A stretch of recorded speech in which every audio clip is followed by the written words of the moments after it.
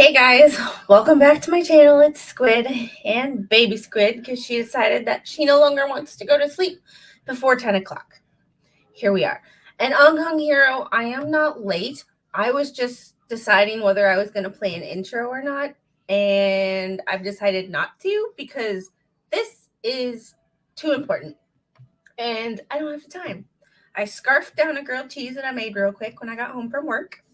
So if I'm coughing, it's because I am lactose intolerant in a sense, and dairy makes me cough, but I eat it anyway because it tastes good.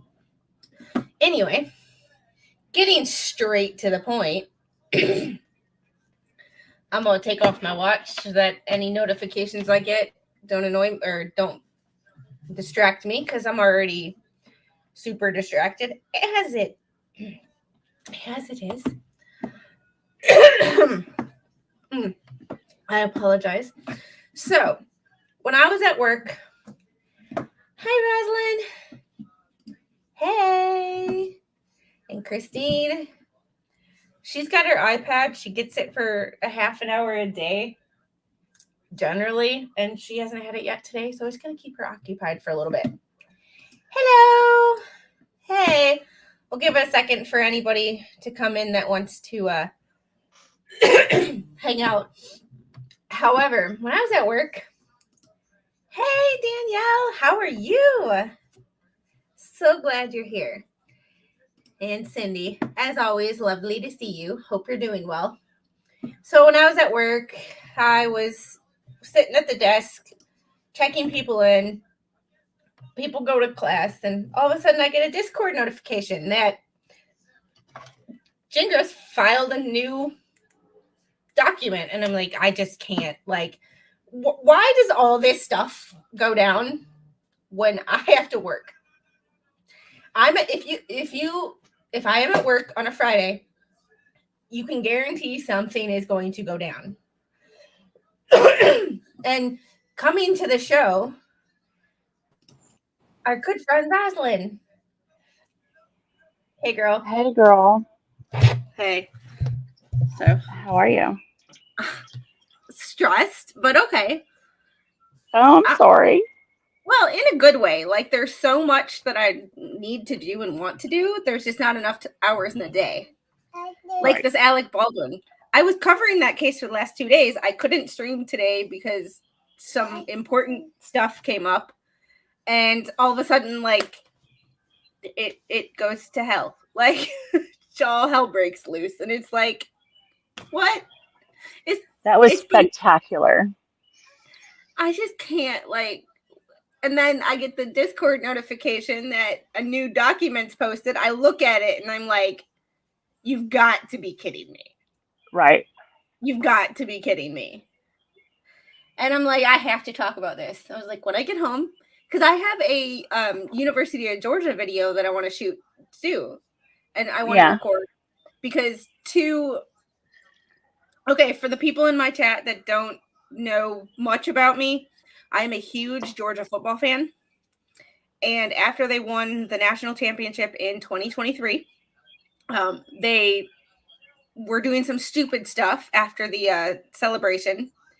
And they got in a car accident. And and 2 people died. 1 staffer and 1 football player, offensive lineman. They were racing. So it's been a huge thing. Like, what's going on? You know, is it a systemic problem? Is it a culture issue, or just stupid kids? Well, 2 guys got arrested this week for reckless driving. So I was going to read through their stuff. Oh my good T-Rex. Oh, yay. I need to have a sports panel and just talk about SEC football. Anyway, so I was going to record that when I got home tonight. And then I'm like, I have to read this document because there's guaranteed to be some stupid stuff in here.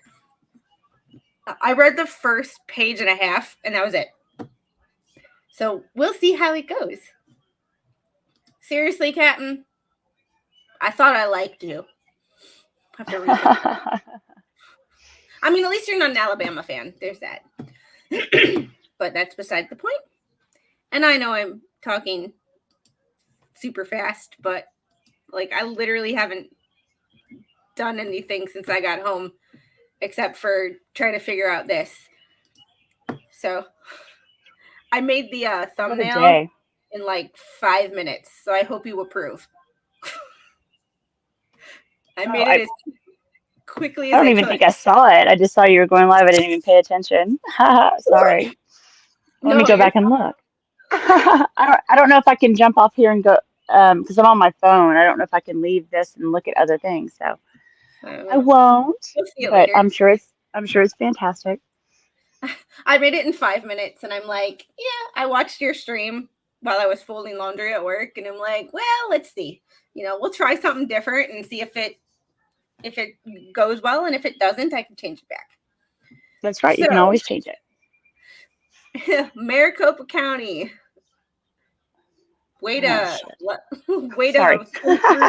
clutch again. So from David Gingras, motion to vacate judgment, motion for a new trial, alternatively, motion to alter, amend judgment, motion for leave to exceed page limits. Like it, it's just like, oi. All right, let's get to this. Pursuant to Rules 83 and 85, Rules of Family Law Procedure, petitioner Laura Owens moves for an order vacating the judgment entered in this matter June 17, 24. In addition, Laura further seeks a new trial pursuant to Rule 83B, as well as other relief stated herein. The problem with a new trial is, just like Megan said earlier today, you have a new trial, but you have the same client. I mean, seems like a problem to me. Might be problematic. I mean, you can get all the new judges and all the new trials you want, but if you have the same crappy client, I mean, you know. So, and I'm getting a notification from my Wi-Fi, so let me shut off my phone. And all right. Introduction. As the docket in this case reflects, July 8th, 24, Laura filed notice of change of judge for cause. As of the date of this instant motion, that notice remains pending. Family Law Rule 6.1 D4. Although this matter currently remains assigned to notice judge Honorable Julie A. Mata, if the matter is reassigned, the present motions will be decided by a new judge who is not familiar with the extremely complicated procedural and factual history of this case. That sentence right there, I have a big old problem with, because as somebody else stated, wasn't this case super simple when we first started? Didn't he say it was like a super straight to the point, like, matter of paternity, and it was easy to figure out? And now all of a sudden it's a complicated case. Make it make sense. You can't have it both ways, Gingras. At this same time, while this matter is temporarily on hold due to the notice of change of judge, the 25-day time limit to bring a motion under Rule 83C1, he loves his rules, continues to run. The deadline, which expires on July 13th, making the last day July 15th, also necessarily controls Laura's time to appeal, and it, quote, may not be extended by stipulation or court order, unquote. Accordingly, although she would prefer not to do so until the issue of disqualification is resolved, Laura has no choice but to bring out the instant motion. Factual history, we all know this. He brings up a few documents that if a new judge sees it, they might want to look at. And he says, these pleadings generally explain the story, and despite appearances, the material facts were undisputed. In short, Laura claimed she had a one-night sexual encounter with respondent. He claims that they did not. And then basically it says what we all know. However, Laura claims she had a blood test done at a lab October 16th, 23, which showed an HCG level of 102, confirming yet again she was pregnant. As explained by the U.S. Food and Drug Administration, HCG is a hormone produced by your placenta when you are pregnant. You produce this hormone only when you are pregnant. See, and he gives the FDA website. However, that's not the only thing that can cause a spike in your HCG levels, as proven by Woodnick during the hearing. However, at that point in her pregnancy, Laura's HCG level of 102 was extremely low. This showed the pregnancy was likely non-viable, meaning it would probably end in miscarriage. About 1 month later, November 14th, 23, Laura was seen at an OBGYN facility called MomDoc. That's not a facility. Isn't that telemed? Yes, I think yes. MomDoc was telemed. So MomDoc that's not a is telemed. Like, no, it's not. He's purposely misleading. Where it was current. Well, that's what he does. Yeah, word choice is everything, especially if you're a lawyer, I would assume. Like, I'm not a lawyer, but, I can assume word choice would be highly important on what the judge thinks of your case. Well, he's just trying to get things on record that, could possibly influence somebody else to make a decision, but he's just not there. Ugh. He's a day late and a dollar short. Yeah, ain't that the truth? Yeah, King Bob. Maybe she should hire Baldwin's lawyer. Oh, yeah, what was his name? Spiro? Yeah, hire Spiro. Yeah, Spiro. Alex Spiro. Oh, Spiro, Spiro, tomato. She was never seen by an OBGYN. And never. Jenny Graham, I had a hard time downloading what you sent me. I liked it, and I appreciate you sending it to me. I just having a hard time downloading it, but I can try again. None of this matters really if he wants a different recourse. Yeah. Is MomDoc a facility or is it telemed? Because I was under the impression that maybe if it is a facility, she saw telemed. Hey, Dad. Hey, Papa Squid. Well, from what I remember, and I could be wrong because I'm not the expert on this case, but it seems like to me she called MomDoc. I didn't see where she said she went to MomDoc. Yeah, I didn't either.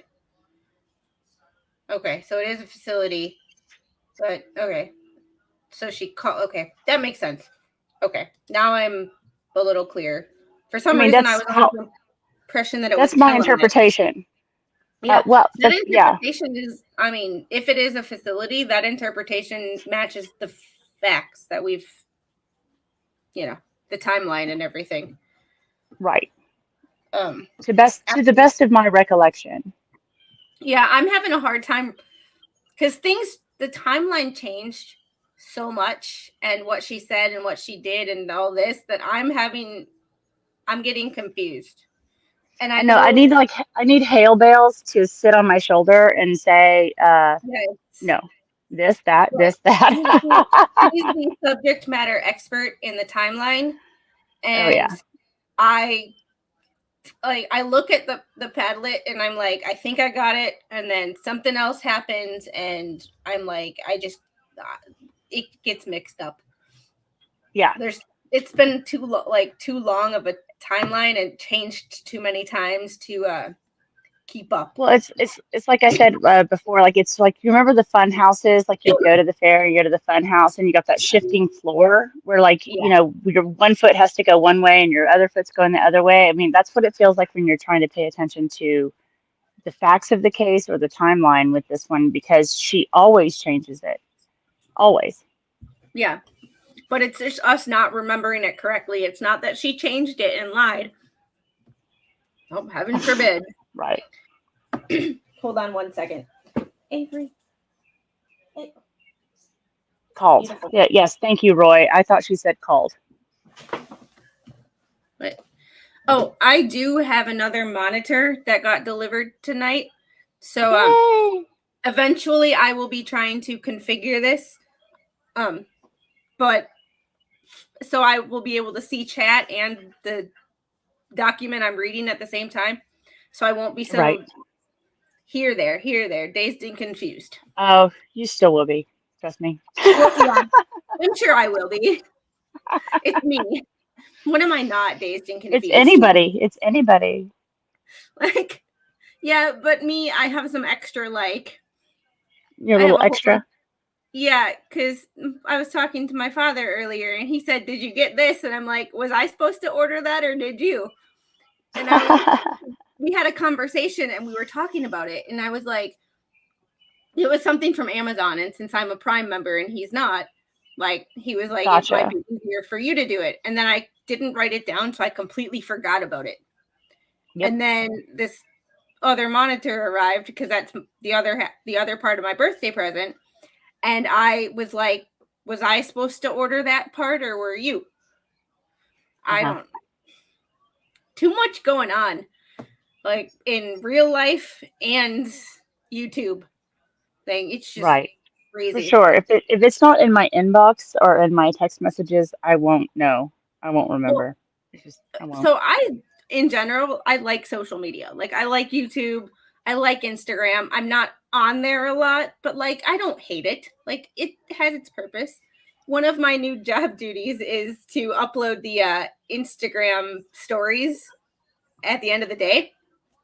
I've never disliked Instagram so much in my life than when now it's my responsibility, and I don't mind doing it. Like, at the end of the day, it's not hard. It's just like trying to tag people and figure out who people are, and like the pictures are only like this big.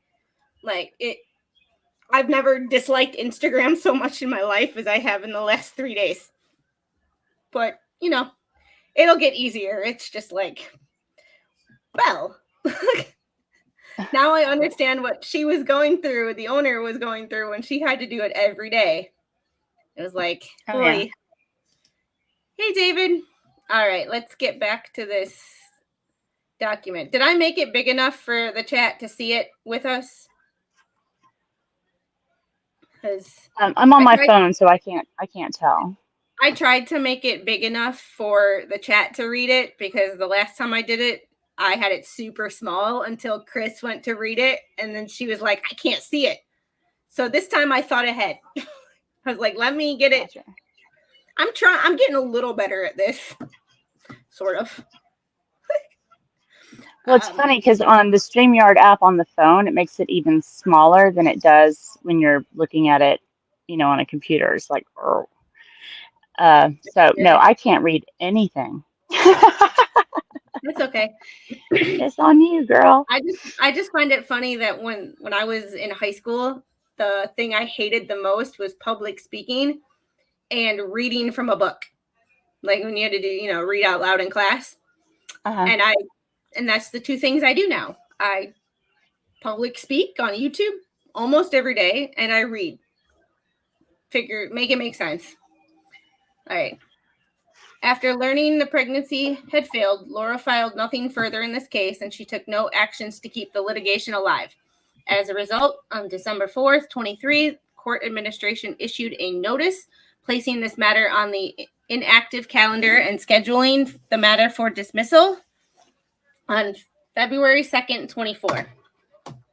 Shortly before the case was due to be dismissed for inactivity, Clayton retained counsel Greg Woodnick, who appeared in this matter for the first time December 12th, 23. Mr. Woodnick immediately filed several pleadings, including motion to amend Clayton's answer and motion for Rule 26 sanctions. Notably, Mr. Woodnick filed these pleadings without making any attempt to meet and confer with Laura as required by Rule 9C. He moved for Rule 26 sanctions without ever providing written notice to Laura of her right to amend or withdraw her petition as required. All right. That's not me. My dogs are roaming around making noise. So if you hear grunting, it's not me, I promise. It's all right. That's all right. It's like legal vices and the snoring. So I promise it's not him this time. All right. I kind of skipped ahead because we all, if anybody's in the chat who doesn't know the timeline, I have other videos on it Megan has a whole playlist on tonsil twins. I have a playlist on tonsil twins. Dave Neal has upteen amount of videos on this case, as noted by Gingras and multiple motions. Structural error discussion. As explained in detail in the notice of change of judge filed in this matter on July 8th, clear and convincing evidence shows Judge Mata violated Laura's due process rights and the Code of Judicial Conduct by conducting a secret, undisclosed investigation into the facts of this matter. Worse, Judge Mata not only reviewed social media posts about this case, she literally made at least one key factual finding or more based on those posts and not in the evidence admitted in trial. But did she, though? Because his clear and convincing evidence wasn't so clear and convincing to me. Yes. Hi. No. You gonna say hi to the chat? Oh. Okay. I guess. Hey, I would love to do a whole stream of trying to decipher baby squid. I know, right? She knows who baby squid is. Yeah. Who's baby squid? Yeah. Hi. See, I like this. This is my theory. I think he's taking advantage of her money. And then but she's ditching. She's got another sale on Facebook. Oh my goodness. Yeah. I haven't kept up with the Facebook things because the Facebook is like my private, like I even changed my Instagram to Squid and stuff like that. So my Facebook is like where people actually know who I am. So if I'm friends with you on Facebook, it's because you actually know me. Or, close enough. Yeah, I saw it posted. She had everything, listed out of things, contact me if you're interested kind of post, but not on Marketplace or anything like that. But more items are for sale. That's insane. Yeah. And I'm going to keep going because I want to get through this because I know a lot of people that watch me watch The Expert. And I know he's always late, but thank you. Go, I know girl, go. Late, but, So, she evidence admitted in trial. The consequences of this are both simple and clear. Laura is entitled to an order vacating judgment in its entirety, and she is entitled to a new trial before a different judge pursuant to Family Law Rules 6.1 and all his rules. If y'all want all his rules, the document's publicly available. Grounds for altering or amending a judge, and this is the court may on its own or on motion alter or amend all or some of its rulings on any of the following grounds materially affecting the party's rights. A, the court did not properly consider or weigh all of the admitted evidence.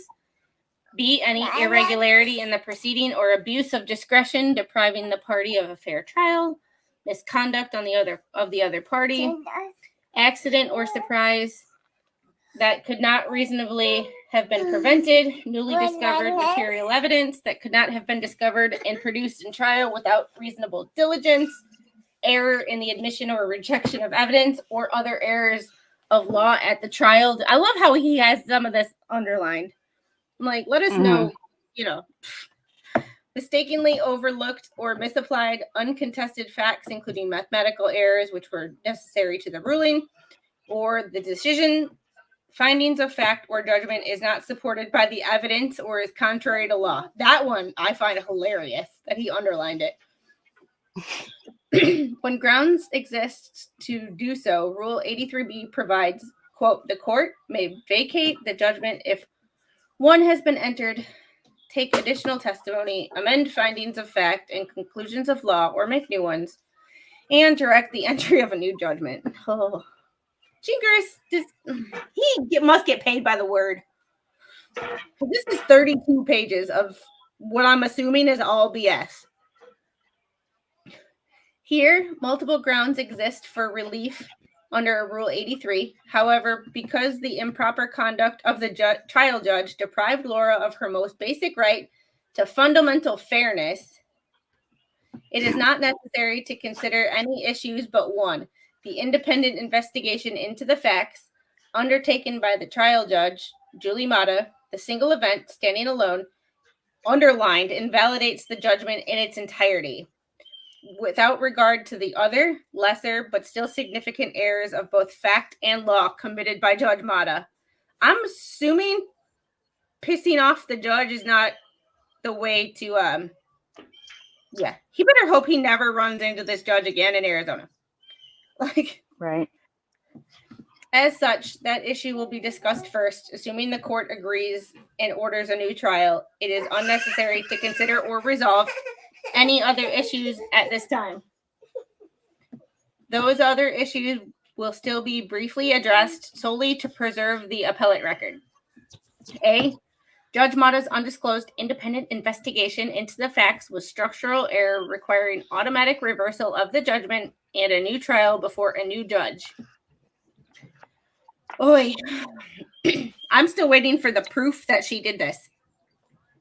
Before addressing other issues pursuant to family law rules, blah, blah, blah, Laura moves for an order that the judgment be vacated in its entirety and a new trial ordered before a different judge on the basis of misconduct committed by the trial judge.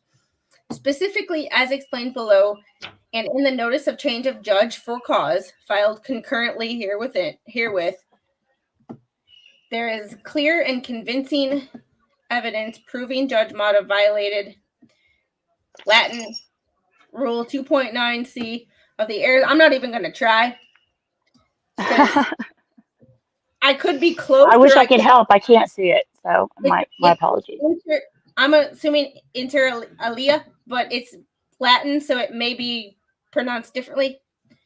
Of the Arizona Code of Judicial Conduct, which provides, except as otherwise provided by law, underlined, a judge shall not investigate facts in a matter independently and shall consider only the evidence presented and any facts that may properly be judicially noticed.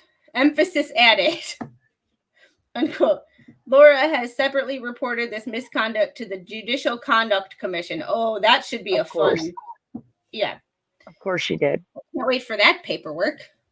Here, irrefutable evidence demonstrates Judge Mata violated Rule 2.9c by conducting her own, quote, internet research into the facts of this case.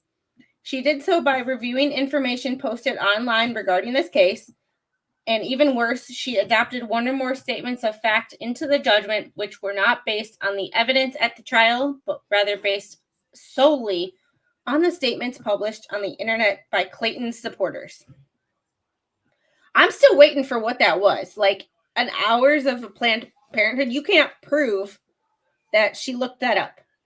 Like, she might know, or she might have come across it some other way. But the fact that he annoys me. Like, I can't wait to see who's in the next, like, what YouTuber is in the next filing. A legal standard. Few legal rules, if any, are clearer than this. Quote, both federal and state constitutions guarantee that no person shall be deprived of life, liberty, or property without due process of law. Meacham v. Gordon. And, of course, the touchstone of due process under both Arizona and the federal constitutions is fundamental fairness. Example, state Mitchell. What is this? The fair? The fair is for cows and pigs, sweetheart. Life's not fair. Suck it up. Mm-hmm. A party's right to a fundamentally fair trial is critically important because it preserves both the appearance and reality of fairness, generating the feeling so important to a popular government that justice has been done. It's fair until your facts no longer make it fair. Your facts, Gingras, suck. Sorry, they're not on your side. And yeah, has the internet done some research for Woodnick and against Laura? Of course. However, that doesn't mean Judge Mata looked. Sorry, hate to break it to you. Fundamental fairness in the context of due process has many different facets, but the key one is this. All litigants in all courts are entitled to have their cases heard and decided by a judge who is fair, neutral, unbiased, and impartial. Although the right to a trial before an impartial judge is not specifically enumerated in the Constitution, this principle has long been recognized by the United States Supreme Court. State v. Dorsey, noting, quote, to maintain public trust and confidence in the judiciary, judges should avoid the appearance of impropriety and should act to assure that parties have no reason to think their case is not being judged fairly. Citing Rose v. Clark, Toomey v. Ohio, Greer v. State, Crime Victims R.S. v. Thompson, Ocean v. Coulter, whole bunch of cases. I kind of want to look up some of these cases sometimes to see what they are. It's just one of those not enough hours in the day. Although Arizona case law on this exact issue is sparse, because instances of judicial misconduct in this state are thankfully rare. Please don't eat my phone. The United States Supreme Court, baby girl, you're taking over my stream again, aren't you? I guess I know who the real star is. Oh. Thanks, Captain. I'm periodically stopping to check the comments to make sure I didn't miss anything. The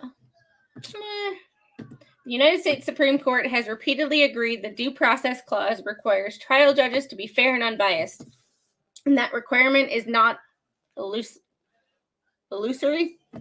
The deprivation of a fair and unbiased judge is a structural error requiring automatic reversal of the judgment. See Nieder v. United States, discussing difference between harmless error and structural errors and explaining, well, we have found an error to be structural, and that's... What was that? Was that English? Hello, ma'am. That's freaking priceless. I feel the same way, baby squid. Yes, it is the baby squid show, David. It is. Yes. He provided no evidence at all. His entire writing is hearsay and might have happened scenarios. Yes. Yes, Captain. She has thankfully not done it since I've gotten a desk. And this is why I don't like to do things from my phone, because if I'm on my phone, she can easily hit things and block people. She has not done it in a long time, and I'm trying to make sure that she doesn't do it. But girl, you got into we're not calling Nana, and we're not calling Grandpa, and we're not calling your dad because he's asleep. She got into my medical ID so she could call my emergency contacts. And yeah, we're not doing that.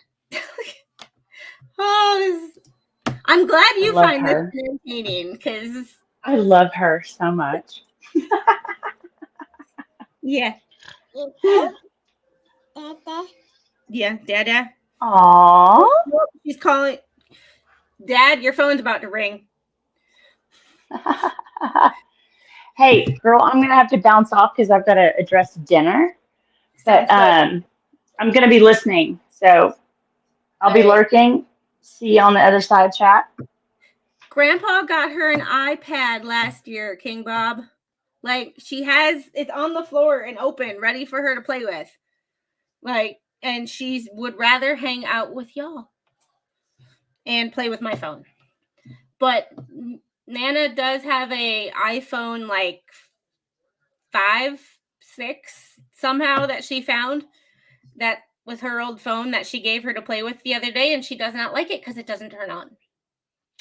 So, all right, get back to this. We are on page 8 of 32. I'm going to read a little faster. As it must, discussing difference between harmless error and structural errors and explaining we have found an error to be structural and thus subject to automatic reversal only in very limited class of cases, such as defects as the complete deprivation of counsel or trial before a biased judge. Emphasis added. He has to put that in parentheses, like it's, yeah. Toomey v. Ohio. Biased trial judge constitutes structural error. As it must, the Arizona Supreme Court embraced the same standard. In cases involving trial error, we consider whether the error so assessed was harmless beyond a reasonable doubt, and if so, we uphold the verdict entered. In a limited number of cases, however, underlying structural error occurs. In such instances, we automatically reverse the guilty verdict entered. Unlike trial errors, structural errors deprive defendants of basic protections without a trial cannot reliably serve its function as a vehicle for determination of guilt or innocence, and no punishment may be regarded as fundamentally fair. State v. Ring.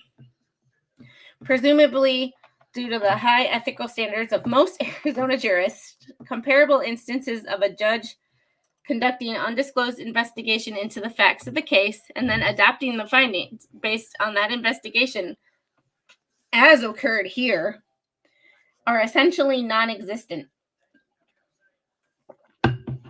However, courts in other states applying the same legal standards are in unanimous agreement. It is structural error requiring automatic reversal when a trial judge conducts an independent investigation into the facts of a case. Hold on one second.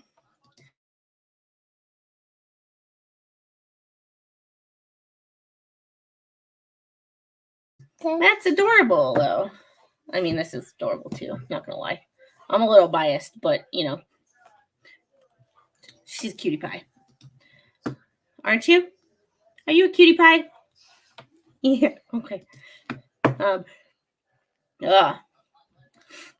When a trial judge conducts this is so because the bedrock due process requirement of fairness, quote, requires that conclusions be reached by the trier of fact and be based upon facts and evidence, and prohibits the trier of fact from reaching conclusions based on evidence sought or obtained beyond that adduced in court. Johnson v. Hillstrom, Dorsey. Thus, if a judge, specifically in a bench trial, undertakes a personal investigation into the facts of a dispute or makes findings based on his or her own independent research or knowledge, rather than based on evidence admitted at trial, this conduct is a per se violation of the due process clause, which constitutes structural, not harmless error. First, the judge, sitting as the finder of fact, indicated by her comments during Worthy's testimony that she believed, based on facts not in evidence, that Worthy's statements about the date of Page's death were likely false. These comments disregarded the judge's, I don't care. Like,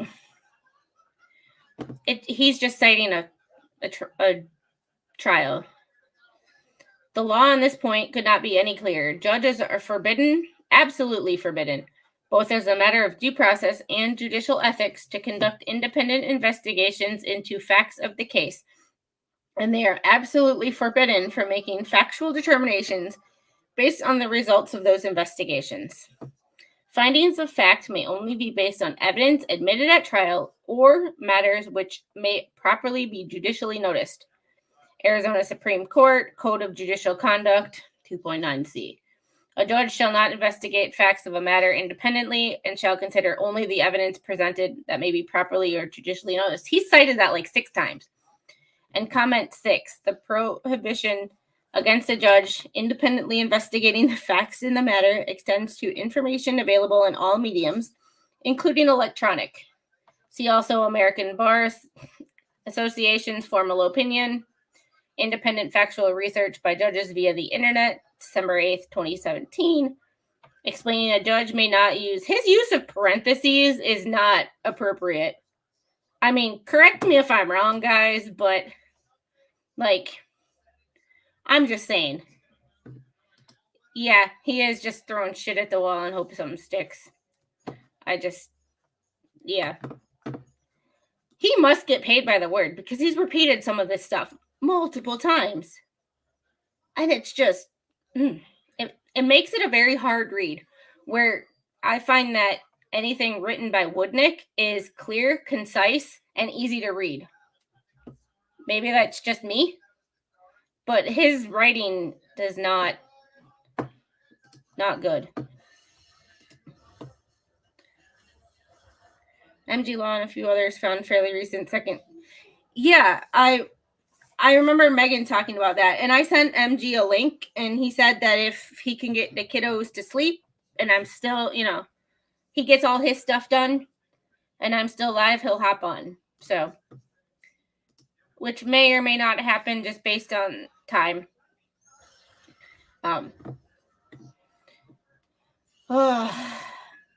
When a judge ignores these most basic principles and conducts an independent investigation, the result is a structural error requiring automatic reversal, regardless of whether the ex parte evidence found by the judge is true, false, or completely accurate. And then he cites more of that case, Dorsey. I like at 253, emphasis added. You could just... that's annoying. Like this, someone putting that in writing annoys me. Citing, quoting Arizona v. Fulminante. Also AW versus LMY. Reversing in a family law case, trial court's order vacating stalking order where judge investigated facts independently. An improper ex parte investigation by a district court is prejudicial when it bases its ruling, even in part, on the investigation and a fact that it interfered from that investigation. Citing Marriage of DePriest, State v. I'm going to screw this name up, and I'm so sorry. McQuodale. I apologize to that person. Not like they're listening, but, Reversing conviction and ordering a new trial before a different judge where, quote, the district court made an important finding of fact that is not based on any evidence introduced at trial, but rather based on facts otherwise known or believed by the district court judge. The district court's error is a structural error that requires automatic reversal of the conviction and new trial, unquote. B, structural error occurred here. On page 10 of the judgment, Judge Mata made the following finding of fact, which purportedly based on testimony from Clayton's medical expert, Dr. Samantha Deans. She testified that Planned Parenthood does not accept anonymous patients. They do not accept patients using an alias. Patients are required to provide a government-issued form of identification. She further testified that Planned Parenthood is not open on Sundays. When petitioner testified, she sought care July 2nd, 2023. The underlined text quoted above proves conclusively that Judge Mata committed structural error by performing a secret, undisclosed ex parte investigation into the facts in this case. This necessarily included the judge reviewing information posted on the internet by Clayton's followers, which she then adopted as a finding of fact. Conclusion supported by two things.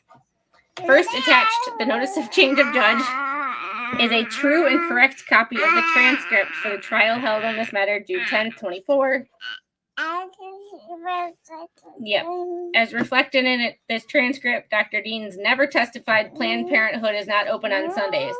Nothing remotely approaching this was ever stated by Dr. Deans or any other trial witness. Indeed, the word Sunday appears nowhere in the trial transcript. This leads to the second point. If the conclusion that Planned Parenthood is not open on Sundays did not come from the testimony of Dr. Deans or any other trial witness, it begs the question, where did the finding come from? The finding was based on statements published on social media by Clayton's followers. This is how we know Judge Mata conducted an improper investigation into the facts of the case, because her finding regarding Planned Parenthood's hours of operation was not based on any admitted evidence in trial. And I haven't looked at the transcripts, but did Woodnick? I remember hearing that. General T. I would be a late night streamer if I could stay up that late. Yeah, she's got a good point. Blah, blah, blah, blah, blah, blah. Hi.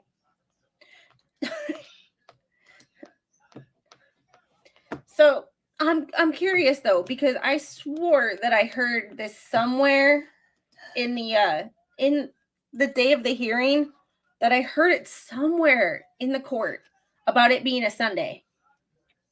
And I don't know who said it. Okay, he obviously looked at Dr. Dean's testimony. It wasn't her.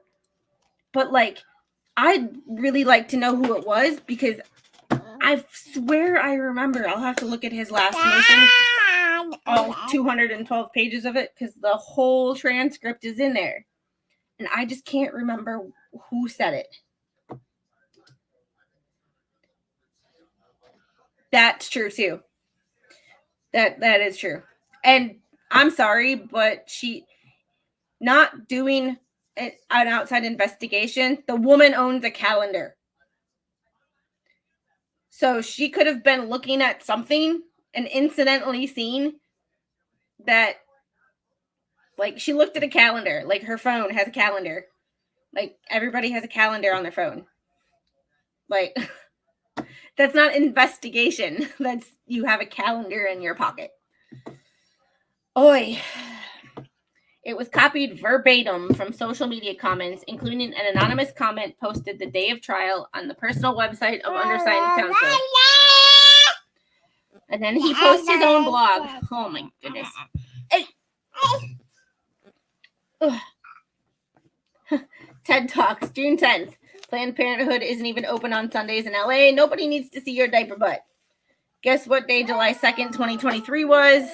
That's right, Laura yet again committed perjury.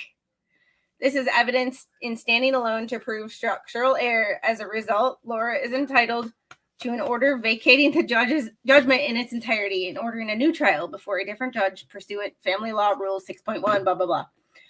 Other errors warrant correction and reversal. And in this, all he is stating is restating what he said before. Hi. Oh, thank you for slabbering on my nose. I appreciate that. I do. Yeah. Here. Other errors warrant correction, reversal, assuming the structural error occurred. You just spent 9 pages saying how there were structural errors, and now you're saying assuming. So don't, like, if you want to be consistent, I mean, I'm not a lawyer, so writing legal documents is not my thing, but just in general writing and in medical writing, you don't switch tenses and you don't switch like your stance. Because if it is here, it is over here. The fact that he said assuming, oh, thank you. Thank you for that. Okay. Assuming structural error occurred, nothing else matters. Automatic reversal is only permissible option. However, to ensure a complete record, Laura also raises various other arguments regarding factual and legal errors contained in the judgment and the pretrial proceedings. Legal errors. To prevent this brief from exceeding 100 pages or more. Oh my God. Ugh. A full discussion of all the legal errors committed by the trial judge is impossible. Instead, each point is only raised in the shortest format possible. This is the shortest format possible for him? Oh my God. Sanctions were unavailable as a matter of law. May 10, 24. Laura filed a motion for judgment on the pleadings and renewed motion to dismiss. That motion explained it was undisputed Clayton's counsel ignored the safe harbor requirements of Family Law Rule 26, blah, blah, blah, 26B, i.e. Mr. Woodnick never made any attempt to meet and confer with Laura before seeking sanctions. And Laura was never provided with the 10-day written notice regarding her safe harbor rights.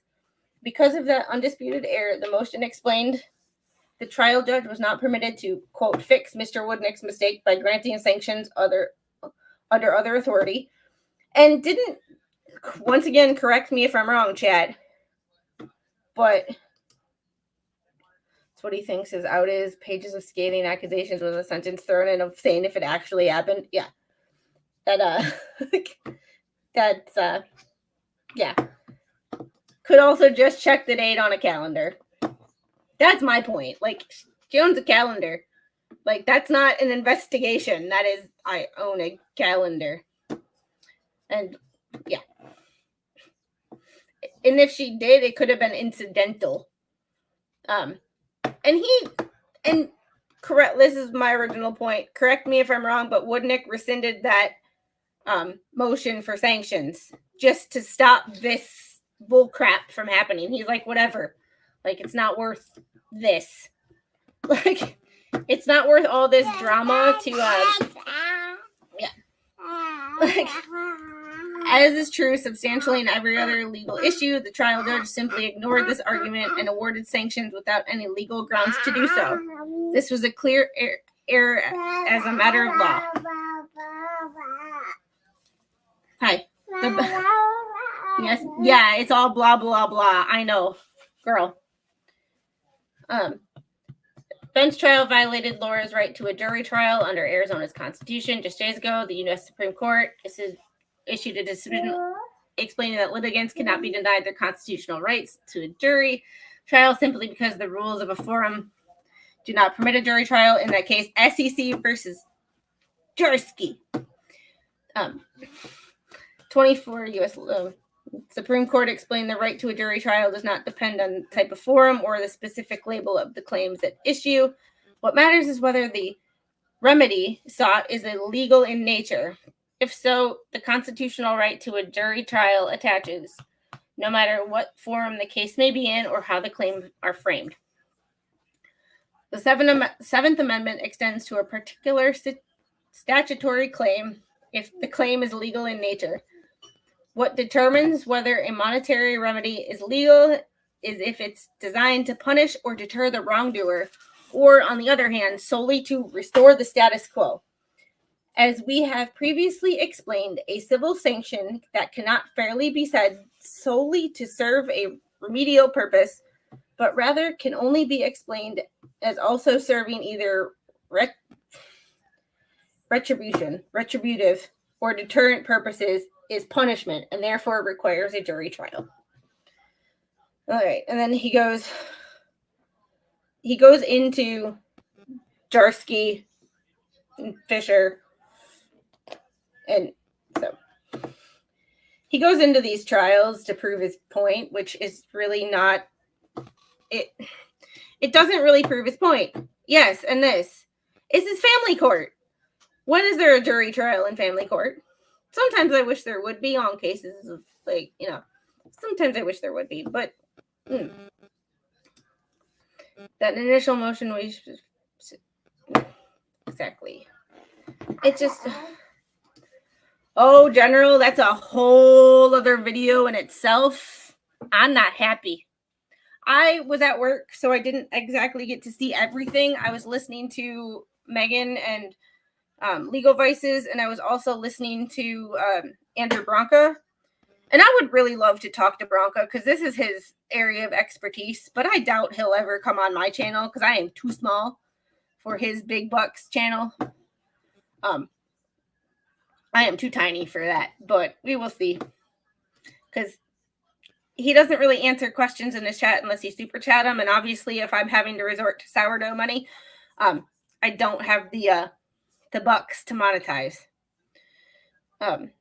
So 3, the court lacked subject matter jurisdiction over tort claims such as defamation, fraud, and extortion.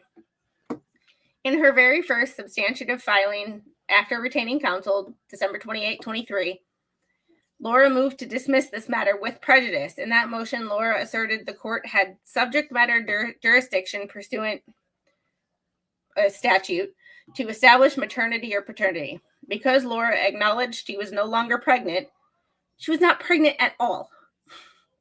The motion asserted the case was moot, and the court no longer had subject matter jurisdiction over any issue other than attorney's fees, while noting Clayton was not entitled to fees because he failed to comply with any of the procedural requirements of Rule 26. He has an obsession with Rule 26. Like, is he going to get a Rule 26 cake for his birthday? Along these same lines, notwithstanding the fact that the court did have jurisdiction to decide issues of paternity, it is equally clear this court lacked subject matter jurisdiction. If I have to hear that phrase one more time, over all the ultimate claims and issues decided at trial. That is particularly true given that paternity was not a disputed issue that was ever actually or necessarily litigated. The final judgment does purport to make a finding of non-paternity, but this relief is not provided for in any subpart of Title 25, Chapter 6. In short, while presenting his primary claims as a request for sanctions, the substance of Clayton's arguments at trial were and always have been that Laura lied about being pregnant. She lied? God, I really wish I had that soundbite because that is awesome. That Laura published false statements about Clayton to the media. She did. That's proven. And that Laura attempted to use the fabricated pregnancy claims as a means to extort Clayton into dating her. She wrote a damn contract.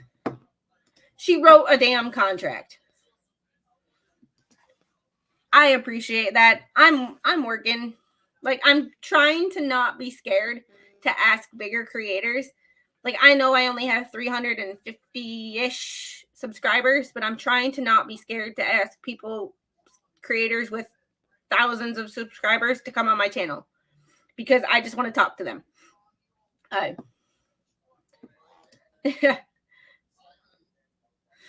I mean, upset that Baldwin got off due to government and yeah, but see, my issue is not that I hate Baldwin, but I do. It's that if any other person, any other smaller actor, if it was not him, the rest of us would be effed. And you can't deny that. There is a privilege there. Hollywood privilege. That they are above the law. And that's the shitty thing to do.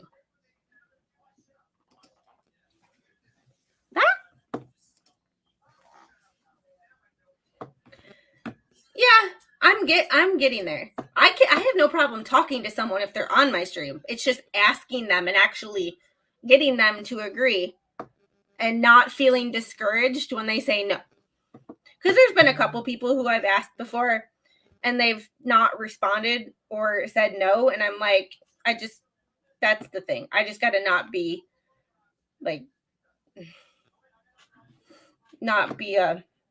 upset with it. And just realize that I don't, and that's the thing. I also don't want to invite big creators because, and this is a side note, sidebar. I don't ever want to be accused that I'm grifting off of a larger creator by having them come on my channel and getting subscribers from them. As much as that would be awesome, I don't ever want to be accused like other people of grifting and only getting subs. I want to know that all my subscribers are here because they actually like me and like what I have to say. So I'm trying to work my ass off. And yeah. I'm trying to work my butt off to do me. And then I know when people subscribe to me that they actually are subscribing because of me and not because of someone told them to subscribe to me.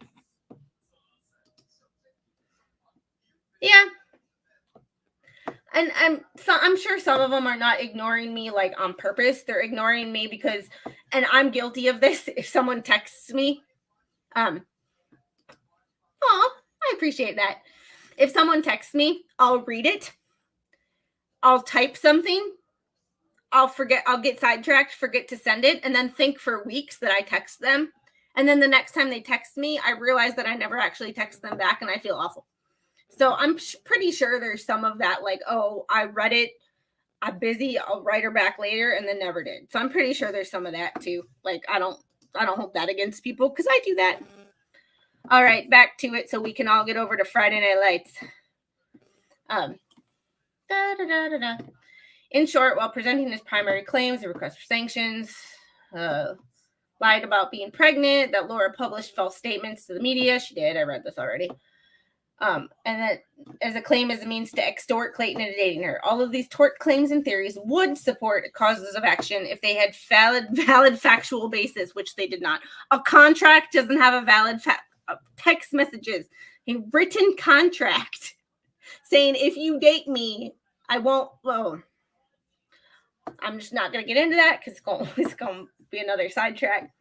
But Clayton could not have litigated those tort claims within the limited jurisdiction of the family court, and he could not have invoked the family court's jurisdiction as those claims under Title 26, Chapter 6. Traditional civil tort theories such as defamation, fraud, and civil extortion surely could be pursued in the normal civil department of this court, in which both parties would have a mandatory right to have the ultimate issues decided by a jury, and where the available remedies would be vastly different. For instance, if Clayton had sued Laura for defamation at E1, he would not be entitled to an award of attorney's fees since legal fees are unavailable as a matter of law in civil defamation cases. This is just so like some of this just does not need to be in here to prove a point. And it seems like he's just trying to intentionally confuse people by the amount of words that he uses. And where does he come up?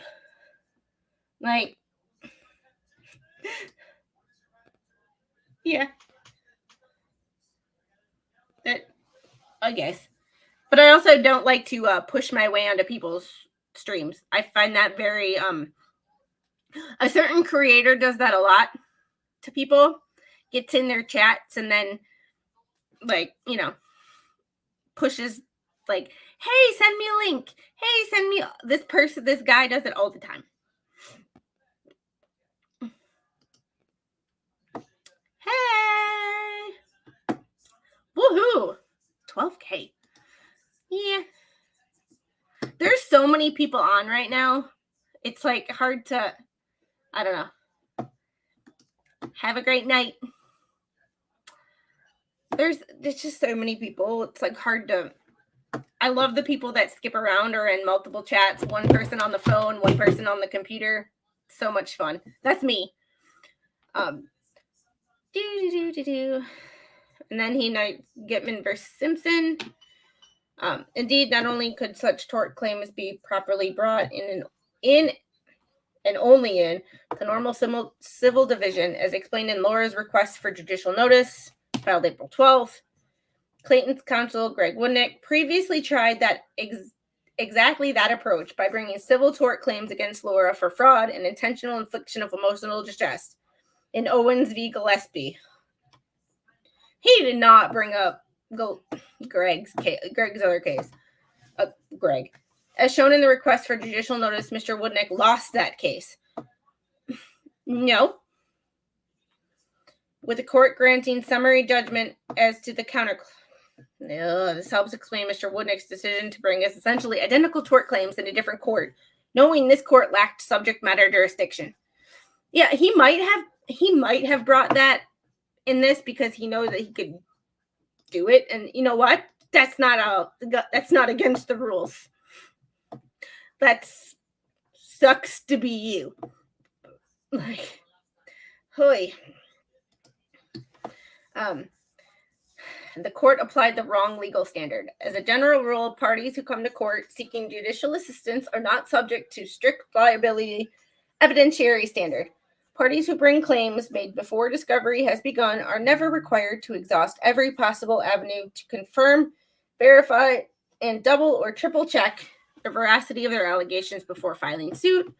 On the contrary, Arizona Supreme Court, every other court, merely requires litigants conduct some reasonable investigation into the facts, and they have an objective basis to believe their claims may be colorable.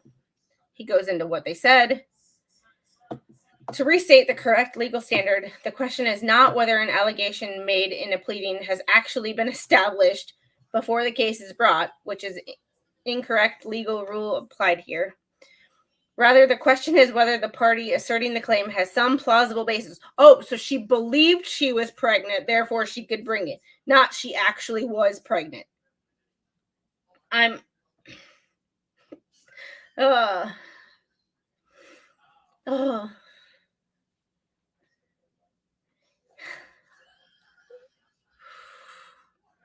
The Arizona Supreme Court has repeatedly and consistently found sanctions are not justified simply because the litigant asserted a claim that ultimately was not successful.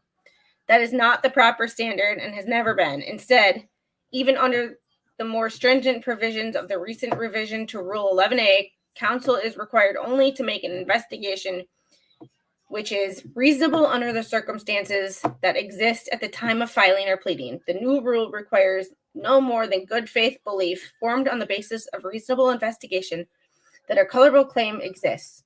The rule not to be used to require counsel to offer proof of the pleading before discovery and before trial. She didn't actually have any proof she was pregnant. An HCG test is not proof. I've been pregnant, Exhibit A.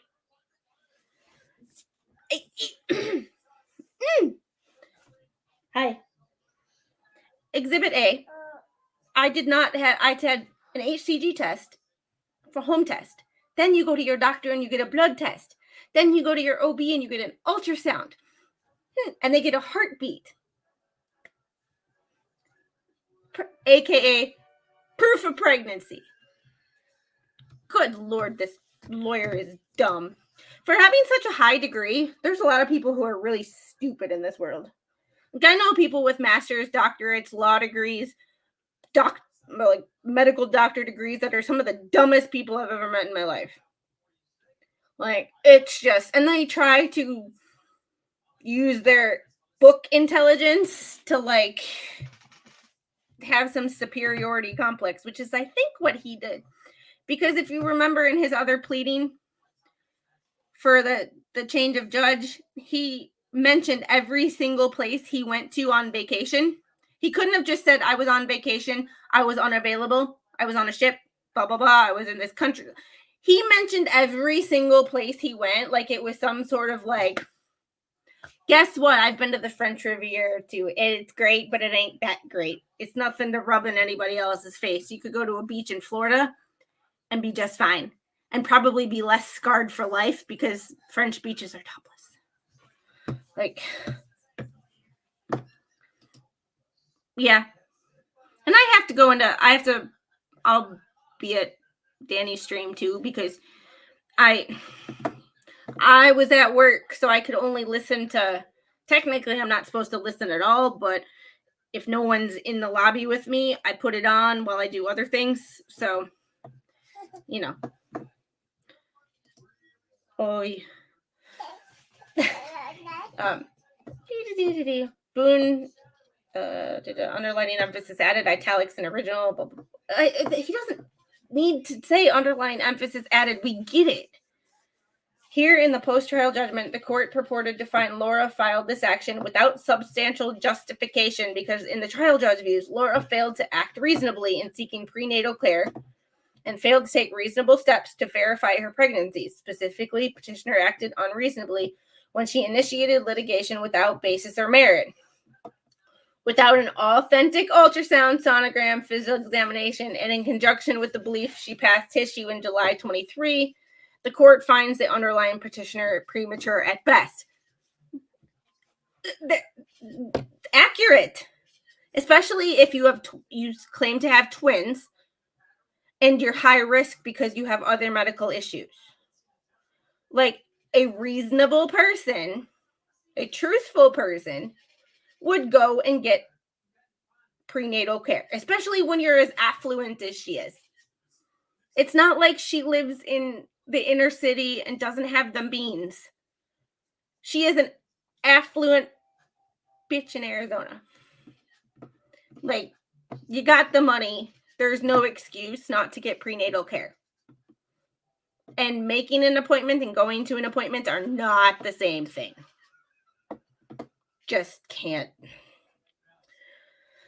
Those findings and a result award of sanctions were based on a clearly erroneous application of the wrong legal standard. First, nothing in Arizona law requires a woman to have an ultrasound, sonogram, or physical examination or any other procedure.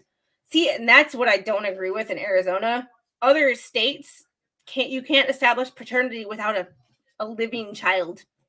Like, you can't, like, most states, including the one I live in and the one I'm from, you can't do that. You have to give birth prior to doing any paternity.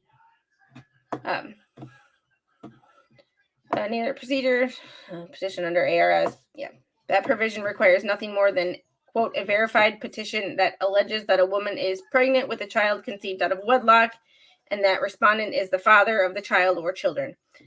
Second, the correct legal standard is not whether Laura acted unreasonably when she initiated litigation without basis or merit. That is purely erroneous legal rule.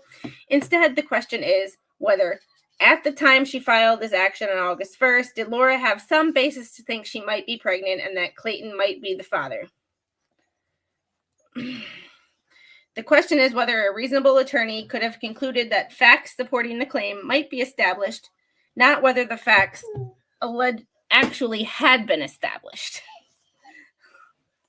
Emphasis in original events which occurred after August 1st, 23, such as the low 102 HCG test, some 2.5 months later in mid-October. Why are you, the other question I have that I don't think was ever answered was, why are you having an HCG test when you're 2.5 months pregnant? You no longer need HCG test if you have prenatal care. Because if you have prenatal care, they monitor for a heartbeat every time you go to the doctor. And you go to the doctor every 2 weeks. Like 2 to 4 weeks. But 2.5 months, you should not be getting an HCG test. You should be having at least a P test, a heartbeat, and a physical examination at every appointment. There's no reason for you to get a HCG test 2.5 months into your pregnancy. I just can't, there is no logic. That was never answered in my opinion of why she felt the need to get an HCG test 2.5 months later. Okay. Are completely irrelevant to that issue. Again, the relevant question is whether Laura believed she might be pregnant on August 1st, regardless of whether she miscarried later and regardless of whether she was, in fact, never pregnant at all. It is an undisputed fact that before this action is filed, Laura tested positive for pregnancy on multiple occasions, including a surprise test taken at Clayton's residence. Clayton admitted in writing that the sexual contact with Laura might have resulted in pregnancy. He said this in his own words, and she also sent him a dating contract in his own words. And apparently that's not enough to qualify as extortion, but this is enough to say that, yeah. It is also undisputed Laura asked Clayton to agree privately to a DNA test, which would have confirmed or not both the existence of the pregnancy and the paternity of the father. After Clayton refused to voluntarily agree to testing, Laura filed this action to force Clayton to participate in the test. Although Laura maintains that she was, in fact, pregnant, applying the correct legal standard here, it would not have mattered if Laura was never pregnant at all.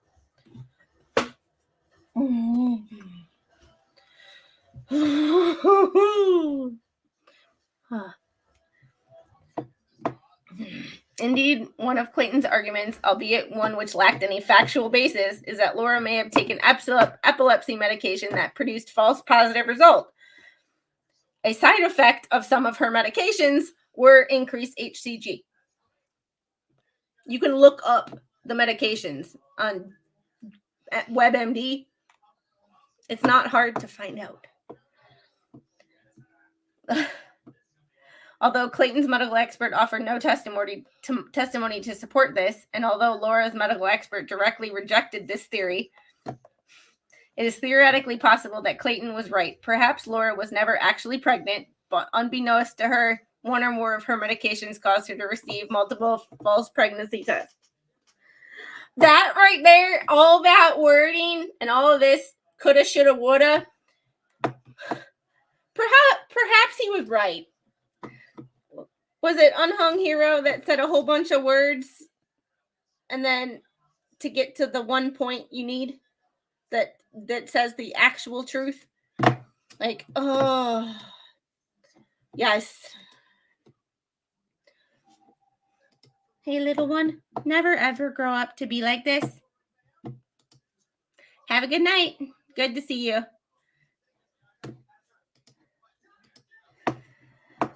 Oh, in that situation, there would be no basis to sanction Laura for unknowingly filing this action based on a freak medical scenario of which she was completely unaware. I think she's a lot smarter than we give her credit for because she was able to do this multiple times without ever being caught. So, indeed, the undisputed evidence at trial showed Laura attempted to investigate this possibility of a false positive test by discussing that issue with her doctor before this case was filed. See judgment at 5-6, noting respondent suggested that the positive test was the result of petitioner's epilepsy medication. Petitioner emailed Dr. Glynis Demon, MD from Barrow Concussion and Brain Injury Center. Woman's got a brain injury, but it takes one to know one. Yeah, it does, doesn't it? Mm-hmm. Subject of the email is pregnancy and seizure med. Here are the undisputed facts that Clayton made a written admission that he saw at least one positive pregnancy test, the one Laura took in front of him, leading him to question whether Laura may have taken medication that caused false positive results.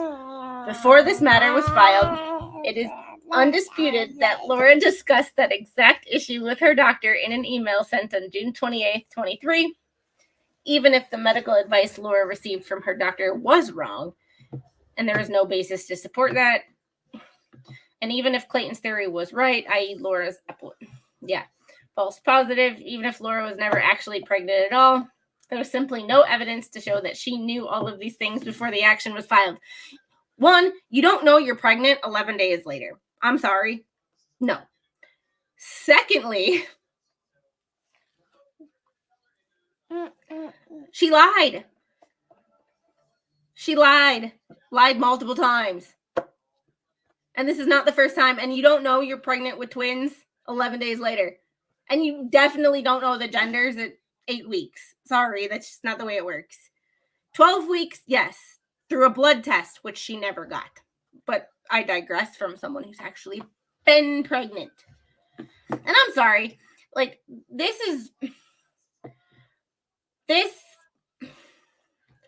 I don't think she faked them. I think she was getting either fertility treatments. I think something spiked her HCG. What? I don't know. And that these were actually real pregnancy tests that were real, but she knew she wasn't pregnant. She knew it was something else.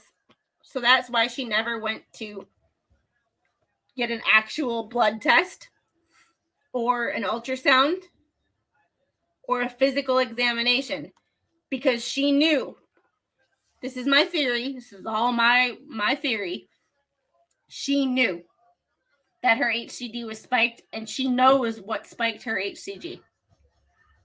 Because she knew to get an HCG test when she was supposedly 12 weeks pregnant, she knew that her HCG levels were spiked, even though she was not pregnant. So that's how she's gotten away with this, because ever since she's been on epilepsy medication, she's been able to do this. I want to know the timeline of her actually being on epilepsy medication and the time when she started being able to fake these pregnancies, if they correlate. Just a thought. Might be worth looking into, actually. The court misapplied the statute ARS 25-324. The final judgment awards fees under that statute based on a finding of unreasonable litigation and conduct on Laura's part. This is a plain error because ARS 25-324 does not apply to paternity proceedings. It only applies to the costs and expenses of maintaining and defending any proceeding. Well, wouldn't any proceeding include paternity proceeding? Like, any seems like a catch-all. Under this Chapter 3 or Chapter 4, Article 1 of this title, the correct statute for a fee award in a paternity action would have been ARS 25809, which contains essentially the same standard. The court may order a party. But then what's the difference? Pay a reasonable amount to the other party for costs and expenses of maintaining or defending any proceeding under this article. If they essentially say the same thing, I'll have to look that up. Hey, baby girl, can you write down ARS? No.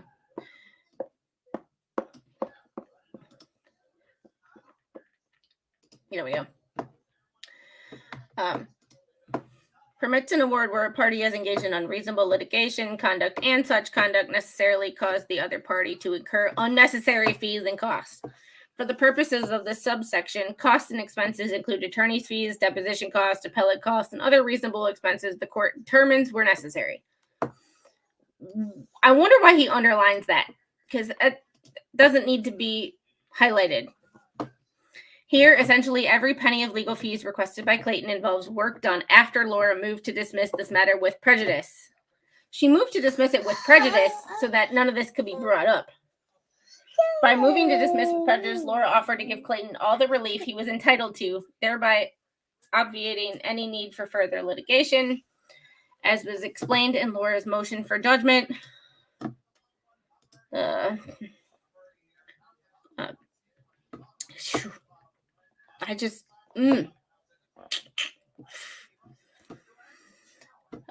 motion for judgment on the pleading. Substantial legal authority supports the conclusion that sanctions and fees are not available as a matter of law once a party offers to withdraw their claim. Yeah. Are you finally getting tired? Are you ready for bed? Okay, we'll go to bed after Mommy finishes this. I'm going to try to get through this last part as quick as possible. I'm going to avoid all the defendant's basis for even threatening to seek Rule 11 sanctions based on the allegedly frivolous proceeding, let alone formally moving for such sanctions, evaporated on March 2nd, 23, when counsel offered to stipulate to a dismissal of the entire case with prejudice. Westerkamp v. Mueller.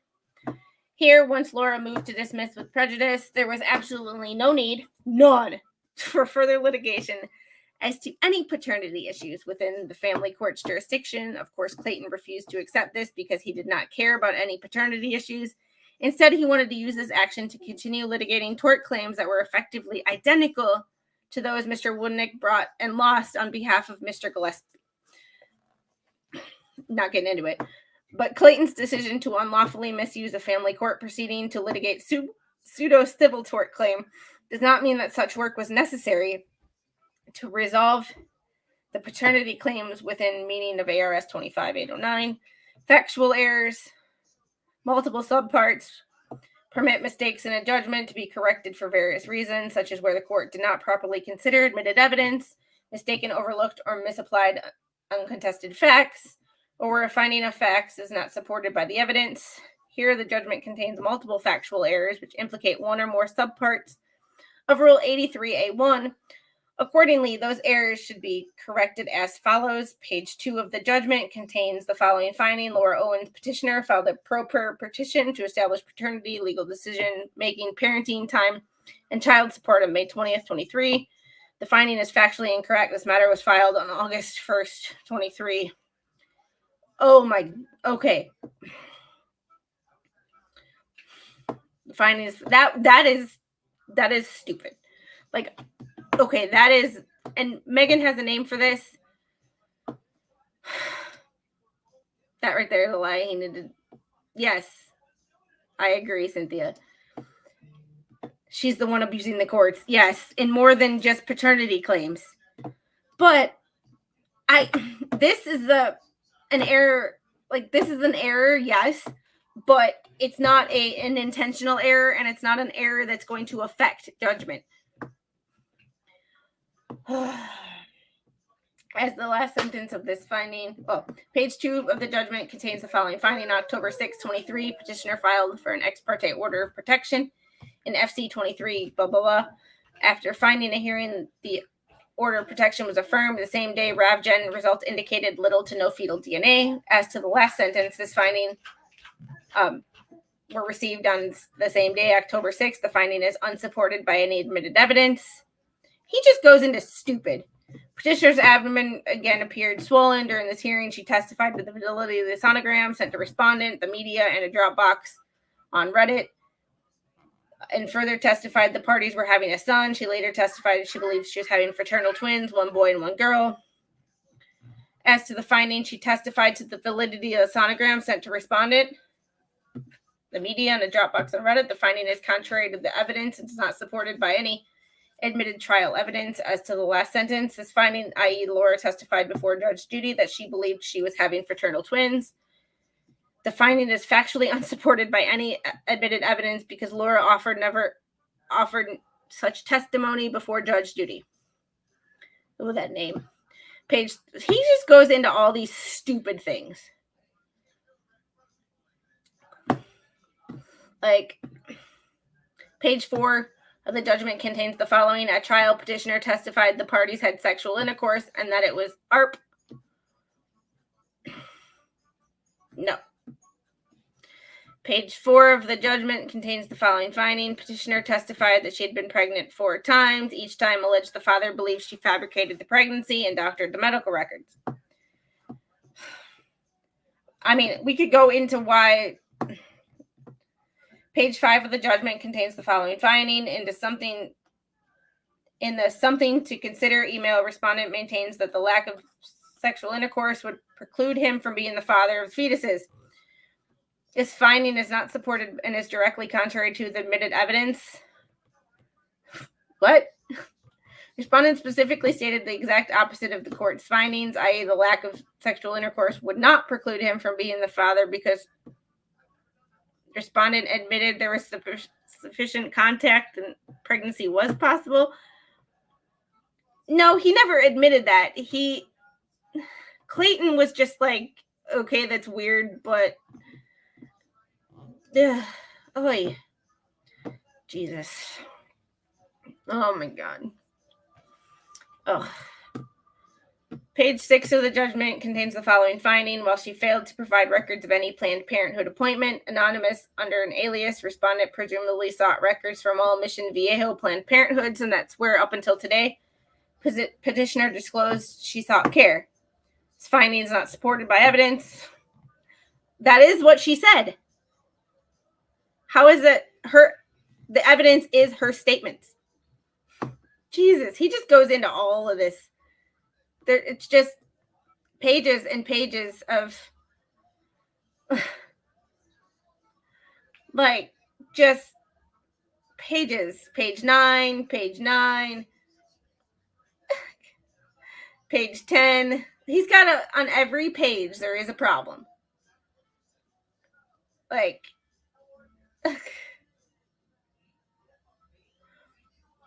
page 12 of the judgment contains the following findings. Petitioner provided a respondent with a sonogram that was posted on YouTube 7 years ago. Petitioner admitted to this during her deposition. No part of this finding was supported by any admitted evidence at trial. It was supported by the deposition was evidence. Jesus, Pete, he's dumb. Hoi. See ya. And I should always know that these things take longer than they're supposed to, or than I want them to. But like, page 17 of the judgment, the court further finds petitioner repeatedly failed to comply with Rule 49, even on order of this court. No part of this. The court seems to have completely misunderstood or misinterpreted Rule 49 as requiring Laura to somehow predict information sought by Clayton. She had to be forced to sign the HIPAA release. I just, like, oh my goodness. He's got to get paid by the word. He has to. In addition, Clayton's motion to compel was filed March 10th, and in that pleading, he argued Laura had willfully and wantonly failed to disclose information pursuant to Rule 49. Clayton's arguments were directly contrary to the minute entry ordered In this case, February 21, 24, which the court said it is further ordered the parties shall complete initial disclosure no later than 45 days from today's date. 45 days from February 21st meant that Laura's Rule 49 disclosures were not even due until Saturday, April 6, 24. Of course, because that last day was a Saturday, it meant per the court's own order, Laura's Rule 49 disclosures were not due until Monday. See Family Law Rule 4. Despite this, Clayton's motion to compel was filed nearly a month before Laura's Rule 49 disclosures were even due, and the motion to compel further falsely stated that Laura had previously made any disclosures at all under Rule 49, a point which is 100% factually false. Page 18, the judgment contains the following findings. The court, having determined Laura Owens has a pattern of similar, if not identical, behavior and court involvement. No part of this finding was supported by any evidence in trial. The two men sitting in the back of the courtroom that Clayton testified were sitting there. Pursuant to family law, additional relief. She wants all of these prior orders vacated. Order granting Clayton's motion to leave, to amend, order denying motion to dismiss, order denying request for extension of time to respond to Clayton's motion to compel, order granting Clayton's motion to compel, order denying Laura's motion to compel lunch. That one always makes me laugh. That one always makes me laugh. Order denying Laura's motion to strike and motion in limine, order denying Laura's motion for judgment on the pleadings. First, many of the trial court's orders granted relief in favor of Clayton. His request to leave for men, he names them, but in substantially every instance, Clayton's counsel, Greg Woodnick, filed these motions without making any attempt to meet and confer as required by Family Law Rule 9C, which we've shown is a lie because there were emails. He just didn't want to talk to you on the phone or meet with you in person because he wanted receipts. Because then you can't say he never said something or you said something to him. It's all in email. It's receipts. He wants receipts. He don't trust you. And as he should. Mr. Woodnick further filed a motion to compel, which did not contain the good faith consultation certificate required by Rule 65A1, and incredibly, the motion to compel did not ask for an order requiring Laura to respond to any specific discovery requests. Because no discovery request had been made regarding the information sought in the motion, once again, stupid. Incredibly, the motion to compel was solely based on Laura's alleged failure to disclose under Rule 49, but the information sought, records from third parties, was not subject to aspect of Rule 49 disclosure requirements. As noted, the motion to compel also contains knowingly false and fraudulent statements of fact and omissions, including 1, a statement falsely claiming Laura had willfully and wantonly failed to disclose information pursuant to Rule 49, and 2, an intentionally deceptive omission which failed to remind the court that per the court's minute entry order issued February 21st, 24, Laura's initial Rule 49 disclosures were not due until nearly a month after the motion to compel was filed. These knowingly false representations and omissions by Clayton's counsel constitute fraud and sufficiently entitle Laura to relief pursuant to Rule 85. In short, 30 pages that he finally says in short. What the F? What?